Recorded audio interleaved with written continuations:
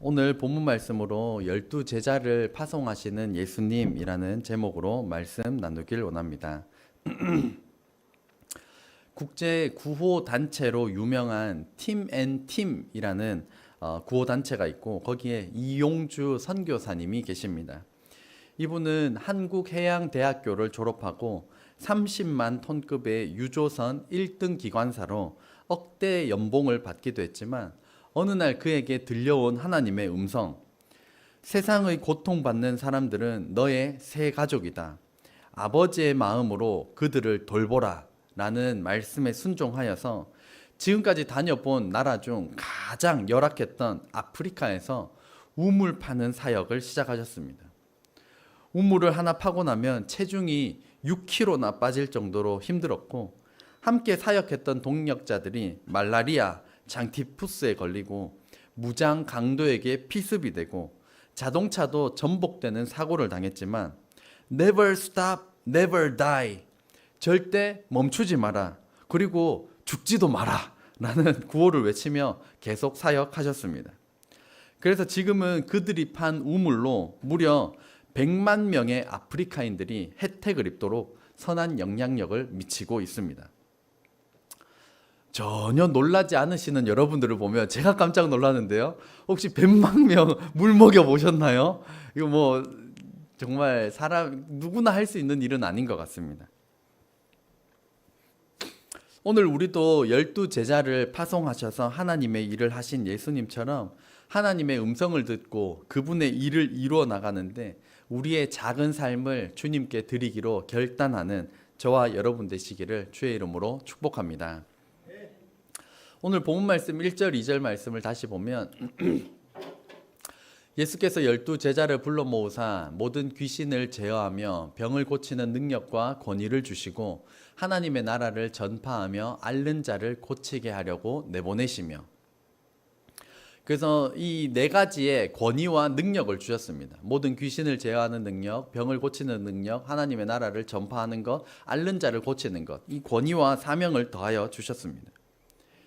지금도 우리 삶에도 악한 영의 공격이 있는 것처럼 예수님 당시에도 귀신들이 날뛸 때 예수님께서는 제자들에게 귀신을 제어하는 능력을 주셨습니다. 귀신을 저희가 뭐 의인화하여서 아니면 만화나 어디 이런 데 보게 되면 흔히 뭐 이렇게 뿔 달려가지고 삼지창 들고 와! 뭐 이런 모습을 상상하기도 하고, 아니면 저희 어릴 때는 언제나 하얀 소복을 입은 처녀 귀신이었습니다. 이제 이런 게 귀신의 모습이었습니다. 하지만 성경에는 귀신이 어떻게 사람을 공격하고 유혹하는가 대표적인 사례가 가룟 유다인데요. 요한복음 13장 2절 같이 읽겠습니다. 시작. 유다의 마음에 예수를 팔려는 생각을 넣었더라. 아멘. 귀신이 무엇으로 공격한다고요? 생각으로 공격한다라고 말씀하고 있습니다. 그러니까 이렇게 쓱 지나가면서 어이 무서워라, 뭐 이런 게 아니라 나는 잘 몰랐는데 우리 머리에 생각을 확 집어 넣는다는 것입니다. 이번 한 주 어떤 생각을 하셨나요? 다른 사람을 세워주고 칭찬하고 그런 믿음의 생각들을 하셨습니까? 아니면 비판하고 무시하고 아유 이놈의 더러운 세상, 아유 이놈의 재미없는 세상, 죽어버려야지, 이런 불신앙의 생각을 하셨습니까? 내가 원래 그런 사람이 아니라 귀신이 우리에게 생각으로 쓱 넣어주면 우리는 거기에 이렇게 인식하지 못한다면 무방비 상태로 당할 수밖에 없습니다. 그래서 예수님께서 제자들을 보내시면서 귀신을 제어하는 능력을 더해 주셨던 것입니다. 오늘날 우리에게도 귀신을 제어하는 능력을 주셨습니다. 그것은 바로 따라해 보시겠습니까? 대적기도. 우리에게 귀신을 제어하는 대적기도를 주셨습니다. 이것은 예수님의 이름으로 악한 영을 물리치는 기도입니다. 혹여나 내가 죽고 싶은 생각, 아니면 누구를 해하고자 하는 생각, 파괴적인 생각이 들면 이 더러운 귀신아, 이 더러운 영아, 예수님의 이름으로 명하노니 떠나가라 라고 하는 대적기도를 우리에게 주셨습니다. 내가 만들어낸 생각이라면 내가 그냥 단순히 고쳐 먹으면 되고, 귀신이 우리에게 넣어준 것이라면 우리가 대적 기도를 할 때 귀신은 떠나가게 될 것입니다. 그러므로 대적 기도는 하루에도 수십 번씩, 수백 번씩 해야 하는 일인 것입니다. 또 예수님께서는 병을 고치는 능력도 주셨습니다. 지금도 여전히 하나님의 은혜로 기도의 능력으로 병자가 치유되는 기적과 같은 일들이 일어나고 있습니다. 그런데 그 기적들을 살펴보면 병이 있는 사람도 간절히 원하는 상태이고 또한 하나님만이 자신의 병을 치유해 주실 것이라는 강력한 믿음을 가지고 있는 그 소수의 사람들에게 이 기적과 같은 일이 일어남을 알 수가 있습니다. 믿지도 않고 간절하지도 않다면 하나님께서는 역사하시지 않습니다. 죽느냐 사느냐 이 길 아니면 없다라고 하는 낭떠러지 절벽과 같은 곳에 있을 때 그곳에서 하나님께서 개입하시고 역사하십니다. 또한 한국처럼 의료 기술이 발달한 나라의 경우 하나님께 기도해서 치료받는다기보다는 하나님께서 허락하신 의료 기술에 의존하는 경우가 많습니다. 마찬가지로 정말 저희가 오지로 나가서 전도하고 할 때는 지금도 여전히 기적과 같은 일들이 부지기수로 일어난다고 합니다. 다만 한국은 의료기술이 많이 발달하였기 때문에 그런 경우를 의지하진 않지만 그럼에도 우리가 명심해야 할 것은 지금도 여전히 하나님의 기적과 치유는 일어난다는 사실입니다. 그것을 바라는 믿음, 그 간절한 믿음을 소유하는 저와 여러분 되시기를 주의 이름으로 축복합니다. 또한 예수님께서 네 가지, 세 번째 하나님의 나라를 전파하게 하셨습니다. 복음의 CCC 기억나시나요? 그래서 창조, 타락, 십자가 이 구원의 간단한 내용들 우리가 정말 10초, 20초만 해도 전할 수 있을 것이고 5분, 10분 시간을 늘려서도 전할 수 있을 것입니다. 이 하나님의 나라를 전파하는 사명을 맡기셨습니다. 또한 네 번째는 앓는 자를 고치는 사명을 주셨습니다. 이것을 크게 묶으면 생명 살리는 일입니다. 예수님께서는 제자들을 부르셨고 그들에게 생명을 살리는 사명과 능력을 더해 주셨습니다. 그래서 본문을 통해 우리에게 주시는 오늘 첫 번째 같이 읽겠습니다. 시작. 우리는 생명 살리는 일을 해야 합니다. 우리는 어떻게 생명 살리는 일을 할 수 있을까요?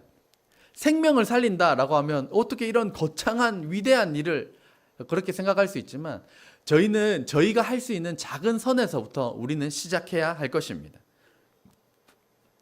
먼저 오래 전만 하더라도 구급차가 이렇게 지나갈 때 한국 사람들이 그 길을 비켜주지 않는 경우가 많았습니다. 뒤에서 삐용삐용 하더라도 저희가 먼저는 어떻게 해야 되는지를 몰랐고 지금 같은 경우는 인터넷이 많이 발달하니까 뒤에 구급차가 오면 좌우로 벌려가지고 가운데로 지나가게 해줘라 라는 영상들을 보다 보니까 홍해가 갈라지듯이 뒤에 구급차 오면 차들이 없는 그 좁에서 옆으로 다다다닥 비키면 가운데 홍해처럼 길이 벌어집니다.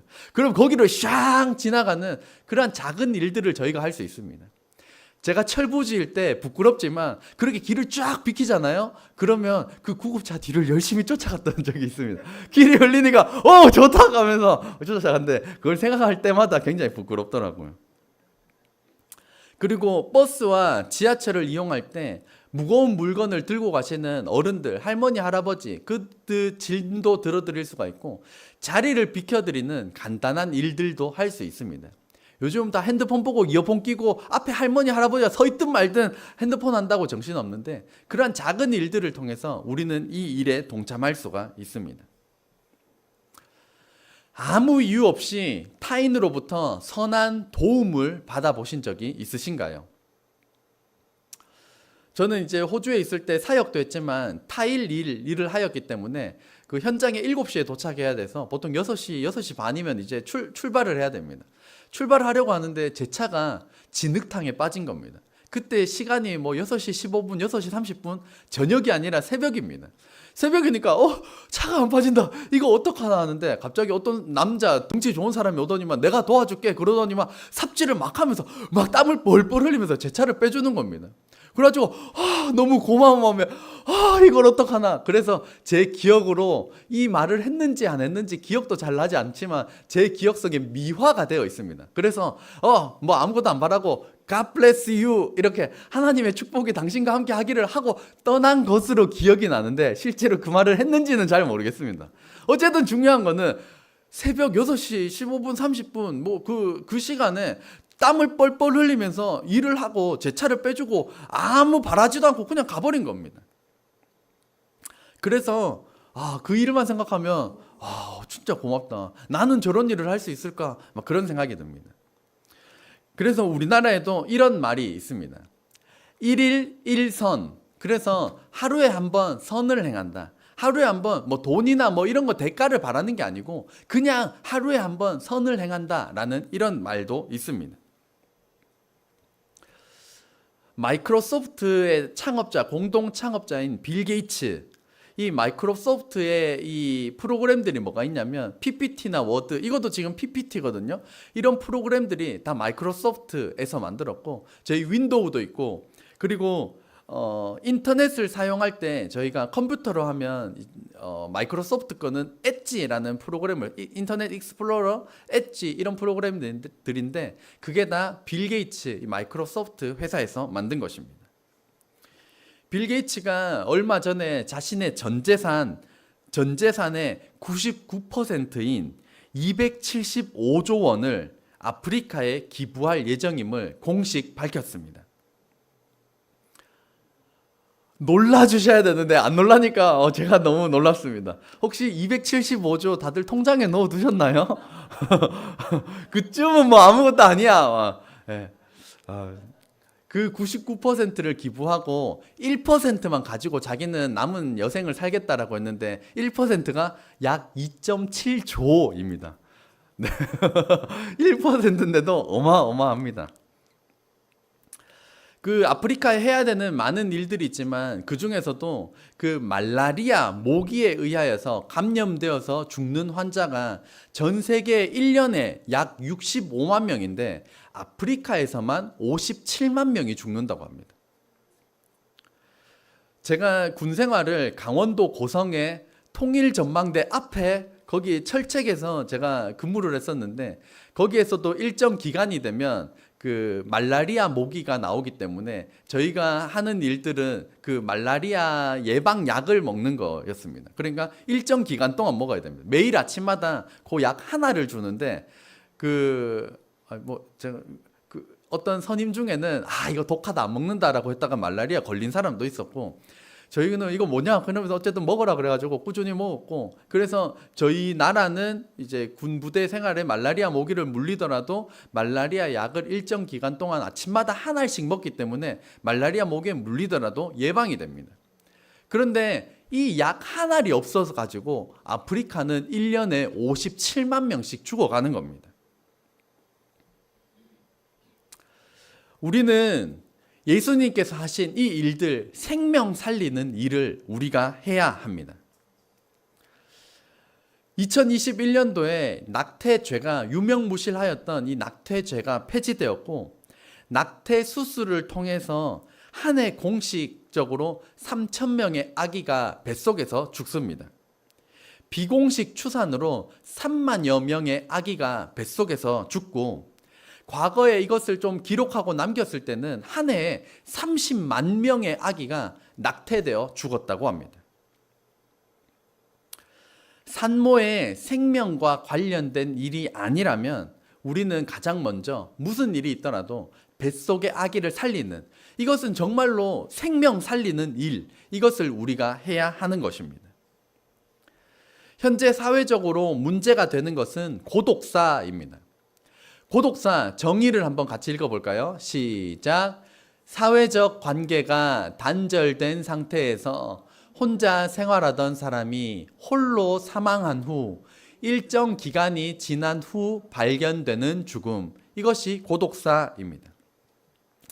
고독사가 참으로 마음 아픈 점이 무엇이냐면 죽기 전에 내가 살아있는 기간 동안에 나와 의미 있는 관계가 단 하나도 없다라는 점입니다.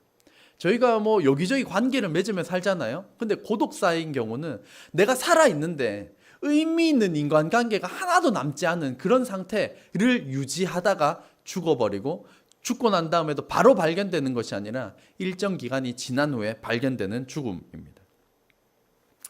지난주에도 나눴던 것처럼 정말 세상에 내 이야기를 진지하게 들어줄 한 사람만 있어도 사람은 자살하지 않는다고 합니다. 이 한 사람이 없어서 고독사가 발생하는 이유 중 하나이기도 합니다. 고독사는 홀로 사시는 독거 노인층에서 많이 발생을 하지만 요즘은 5, 60대 남자 고독사가 급증하였고 더 마음 아픈 거는 40대도 30대도 고독사가 발견되었다라는 것입니다. 그래서 2018년도에는 영국에서 외로움 부서를 만들고 외로움 부서 장관을 세웠습니다. 그만큼 외로움의 문제가 심각하고 그 외로움에 적극적으로 대응하기 위하여서 이러한 부서를 세웠습니다. 일본에서도 2021년도에 외로움 부서를 세우고 외로움 부서 장관을 임명하였습니다. 또 우리가 생명 살리는 일을 하기 위하여서 현재 문제가 되고 있는 것은 은둔 청년입니다. 들어보셨습니까? 은둔 청년도 한번 같이 읽어보겠습니다. 시작. 개인의 선택, 정신적 문제, 경제적 어려움 등 다양한 이유로 6개월 이상 사회적 관계에서 단절된 상태로 집안에 틀어박혀 지내는 청년, 이들이 은둔 청년입니다. 추산하기로 우리나라에 약 50만 명이 있을 거라고 추정을 하는데 여기에는 6개월 미만은 포함하지 않은 수치입니다. 6개월 이상이 돼야 은둔이라고 표현을 하고 그것도 정확하게 추산을 할 수 없는 이유가 다 집안에 있어서 정확하게 통계가 불가능하기 때문입니다. 10대, 20대, 30대까지를 은둔 청년이라고 붙였지만 실제로는 40대, 50대도 예외가 아닙니다. 이들을 향하여서 저희가 손쉽게 이런 말도 할 수 있습니다. 어이구, 일도 안 하고 뭐 하는 짓이냐? 팔자 좋다. 나도 한번 해보자. 이렇게 너무 쉽게 말한다면 엄청난 대못을 박는 그런 말일 것입니다. 상처 입고 힘들어서 방 안에서 나오기도 어려운, 방 밖으로 나올 용기가 없는 불쌍한 사람들이라는 인식을 저희가 가져야 합니다. 아는 분들은 아시겠지만 저희 교회와 센터를 통해서 일도 하고 봉사도 하면서 집에서 고립되었고 다른 사람들과 관계를 맺지 못하였던 수년간 은둔하였던 은둔 청년 2명을 저희 교회와 센터를 통해서 사회로 이끌었습니다. 매우 값진 일이었는데 박수 한번 하나님께 영광으로 올려드리기로 합니다. 그래서 참 이 시대에 문제가 되고 있는데 그 2명을 우리 교회와 센터를 통하여서 사회로 복귀시켰다는 일은 참으로 고무적인 일이 아닐 수 없습니다. 이와 같이 예수님께서 하신 생명 살리는 일을 우리가 해야 합니다. 새로운 사람들을 찾아다니면서 그런 일들을 할 수 있을 것이고 내게 허락하신 사람들, 나와 관계 맺고 있는 사람들, 우리 교회 공동체 안에서 우리가 생명 살리는 일을 할 수 있습니다. 우리 교회에서는 매주일 오후 예배 마치고 모임이 끝나고 나면 체육공원으로 가서 다 같이 운동을 하는데요. 지난주일 운동 후에는 대패 생각으로 가서 식사를 하였고 비용을 성도님들의 십시일반으로 모은 것으로 충당을 하였습니다. 우리의 이러한 크고 작은 섬김을 통하여서 사람을 살리는 사명에 충성을 다하는 저와 여러분 되시기를 주의 이름으로 축복합니다. 오늘 본문을 통하여서 마지막이자 두 번째 주시는 말씀은 둘째 같이 읽겠습니다. 시작. 그리스도인은 이 땅에 출장 온 삶입니다. 말씀 3절에서 5절 같이 읽겠습니다. 시작. 이르시되 여행을 위하여 아무것도 가지지 말라. 지팡이나 배낭이나 양식이나 돈이나 두벌 옷을 가지지 말며 어느 집에 들어가든지 거기서 머물다가 거기서 떠나라. 누구든지 너희를 영접하지 아니하거든 그 성에서 떠날 때 너희 발에서 먼지를 떨어버려 그들에게 증거를 삼으라 하시니. 아멘. 이 두 번째, 그리스도인은 이 땅에 출장 온 삶. 미국의 휴스턴 서울교회 최영기 목사님께서는 목사가 알고 싶은 성도의 마음이라는 책에서 그리스도인의 삶을 관광과 출장에 비유하셨습니다. 관광은 책임질 것 없이 먹고 싶은 대로, 쉬고 싶은 대로, 하고 싶은 대로 열심히 놀고 오면 되는 것이 관광입니다. 하지만 출장은 다릅니다. 출장은 목표가 분명합니다. 기간이 끝나고 나면 돌아와야 되기 때문에 많은 짐은 필요하지 않습니다. 그리스도인은 하나님의 출장 명령을 받고 이 땅에 온 존재입니다. 하나님께서 보내셔서 이 땅에 왔기 때문에 분명한 목적이 있고 분명하게 할 일이 있습니다. 한번 따라해 보시겠습니까? 나는 이 땅에 출장 왔습니다. 옆 사람에게 말해줍시다. 당신은 이 땅에 출장 왔습니다. 당신은 이 땅에 출장 왔습니다. 우리가 이러한 관점으로 살아가야 합니다. 이 땅은 잠시 살다가 가는 곳인데 이 땅에서 영원할 것처럼 이 땅에서 돈 부귀영화 그렇게 하는 것이 하나님께서 우리를 이 땅에 출장 보낸 그 본뜻이 아닙니다. 잠언에는 돈에 관하여서 너무나도 분명한 말씀을 전하고 있습니다. 7절, 8절, 9절인데요. 한번 제가 읽겠습니다. 내가 두 가지 일을 주께 구하였사오니 내가 죽기 전에 내게 거절하지 마시옵소서. 나를 가난하게도 마옵시고 부하게도 마옵시고 오직 필요한 양식으로 나를 먹이시옵소서. 그러니까 부자가 되지도 말게 가난하게도 되지 말게 나를 필요한 일용할 양식으로 먹여달라는 것입니다. 왜 그러한가 하면 9절입니다. 같이 읽겠습니다. 시작. 혹 내가 배불러서 하나님을 모른다. 여호와가 누구냐 할까 하오며 혹 내가 가난하여 도둑질하고 내 하나님의 이름을 욕되게 할까 두려워함이니이다. 아멘. 너무 부하면 여호와가 누구냐 나 하나님 모른다 배불러가지고 하나님을 잊어버릴 것이고 가난하면 도둑질하여서 하나님의 영광을 가리게 될 것일까 두렵다라는 것입니다. 그리스도인은 이 땅에 출장 온 삶으로서 너무 많은 것을 바랄 필요는 없지만 무엇보다 중요한 것은 우리의 실력을 키우는 일은 너무나도 중요한 일입니다. 한 번 더 따라해 보겠습니다. 실력을 키웁시다. 한 번 더 따라해 보겠습니다. 실력도 영성입니다. 시작. 실력도 영성입니다. 그래서 믿음이 좋다라고 하면서 사회적 질타를 받는 그런 사람이 아니라 믿음이 좋은 사람은 사회에서도 인정을 받아야 됩니다. 믿음이 좋은 사람은 자신의 분야의 전문가가 되어야 합니다. 호주에 있을 때 저희 구역 원 중에 삼성 다니시는 분들이 2명이 계셨습니다. 한 분은 회사 내에서 일을 하셨고 한 분은 회사 밖에서 조사하고 보고만 하면 되는 주재원으로 계셨는데요. 삼성이라는 대기업에 들어가기 힘든 거는 다 아시죠? 삼성도 들어가기 힘들 뿐만이 아니라 해외로 파견 가는 거는 더 어렵겠죠? 그 파견을 나왔는데 거기서 무능력하고 일을 잘못 해낸다면 정말 파리 목숨일 것입니다. 그때 저희가 있었을 때 갑자기 뭐가 틀어지고 어려워지면서 갑자기 구조조정이 들어간 것입니다. 그래서 이 집사님들도 우리 직장에서 계속 할 수 있도록 기도해 달라 그런 부탁을 받고 저희가 함께 기도했었는데 다행히 막 구조조정되고 여러 명이 잘리게 되는 그런 상황 속에서도 실력을 갖추었던 이 2분의 집사님들은 지금도 어려움 없이 삼성에서 계속 일을 하고 계십니다.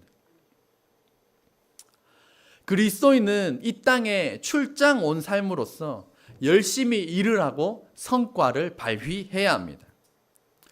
하나님의 말씀을 기준 삼았기 때문에 세상에서 말하는 사람들과 기준이 다릅니다. 예전에 이제 광열 형제가 이제 일을 하고 난 다음에 사람들이 맨날 돈 이야기만 하더라는 겁니다.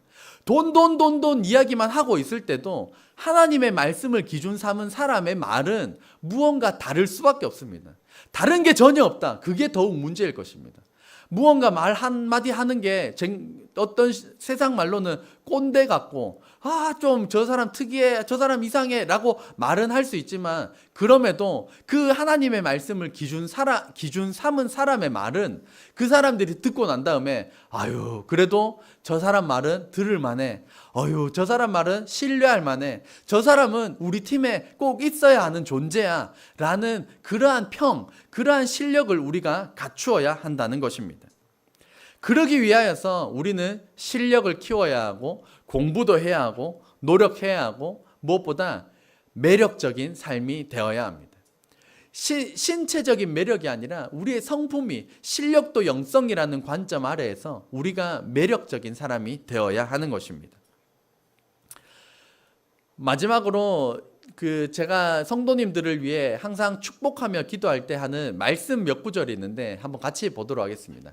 12절부터 읽겠습니다. 같이 읽겠습니다. 네가 많은 민족에게 꾸어줄지라도 너는 꾸지 아니할 것이요. 왜 다른 사람에게 꾸어주는데 나는 꾸지 않을까요? 내가 부자라는 겁니다. 내가 잘 산다는 겁니다. 그래서 성도님들을 위하여 기도할 때 꾸어줄지라도 꾸어주지 않는 인생이 되도록 기도를 드립니다. 13절 말씀 같이 읽겠습니다. 여호와께서 너를 머리가 되고 꼬리가 되지 않게 하시며. 혹시 꼬리가 되고 싶은 인생 계십니까? 누구나 영향력을 발휘하고 싶지 남들 밑에 이 꼬리나 되는 인생을 추구하진 않습니다. 하나님께서도 하나님의 말씀을 잘 믿는 사람들에게 꼬리가 되지 않고 너를 머리가 되게 하신다라고 말씀하십니다. 이 말씀들을 기준 삼으면 좋겠습니다. 또한 어떤 선교사님께서 하신 말씀을 제가 또 가지고 왔습니다. 한번 같이 읽겠습니다. 녹슬어 없어지는 못이 아니라 닳아서 없어지는 못이 되도록. 이 못은 인생을 뜻합니다. 그냥 시간 내놓으라 해놓고 탱자 놀다가 그냥 녹슬어 없어지는 인생이 아니라 기왕이면 열심히 쓰임받고 열심히 노력하고 하나님의 들림 받아서 닳아서 없어지는 인생이 되도록 해달라는 그런 기도입니다. 하나님께서 우리를 이 땅 가운데 출장으로 보내셨는데 그 출장의 삶을 매력 있고 성실하게 감당하는 저와 여러분 되시기를 주의 이름으로 축복합니다. 기도하겠습니다.